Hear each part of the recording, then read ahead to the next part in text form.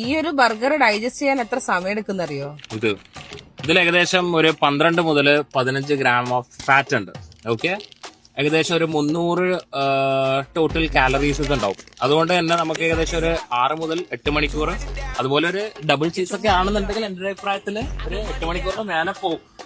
So dears, let's break the sign. അതായത് ഇപ്പൊ പറഞ്ഞത് നമ്മുടെ ഫാറ്റ് ഡൈജസ്റ്റ് ചെയ്യാൻ എടുക്കുന്ന സമയം മിനിമം 6 to 8 hours ആണ്. അപ്പം രാത്രിയിലൊക്കെ നമ്മളിങ്ങനെ ജങ്ക് ഫുഡ്സോ കൂടുതൽ അൺഹെൽത്തി ഫാറ്റ് അടങ്ങിയിട്ടുള്ള ഫുഡോ കഴിക്കുന്നുണ്ടെങ്കിൽ പൊതുവേ രാത്രി നമ്മുടെ മെറ്റബോളിസം സ്ലോവർ ആണ്, നമ്മൾ ഒട്ടും ആക്റ്റീവും അല്ല. അതുകൊണ്ട് ഈ കലറീസ് ഒന്നും ബേൺ ചെയ്യില്ല. ഇതിവിടെ ഡൈജസ്റ്റ് ആവാതെ ഡെപ്പോസിറ്റ് ചെയ്തിട്ട് നമുക്ക് വെയിറ്റ് ഗെയിനിലേക്ക് ലീഡ് ചെയ്യുന്നുണ്ട്. അത് മാത്രമല്ല, ഏകദേശം എനിക്ക് തോന്നുന്നു ഈ രാത്രി ഭയങ്കര heavy type of BC type of food കഴിക്കുന്ന സമയത്ത് നേരത്തെ പറഞ്ഞതുപോലെ തന്നെ നമുക്ക് ക്വാളിറ്റി ഓഫ് സ്ലീപ്പ് ലൈക്ക് നല്ലൊരു സ്ലീപ്പ് നമുക്ക് കിട്ടാനുള്ള ചാൻസസ് കുറയും. ഓക്കെ, അതുപോലെ തന്നെ നമുക്ക് നെക്സ്റ്റ് ഡേ എണീക്കുന്ന സമയത്ത് ഭയങ്കര ബ്ലോട്ടിംഗ് ഫീലിംഗും കാര്യങ്ങളായിരിക്കും. പിന്നെ ആസിഡ് റിഫ്ലക്സ്.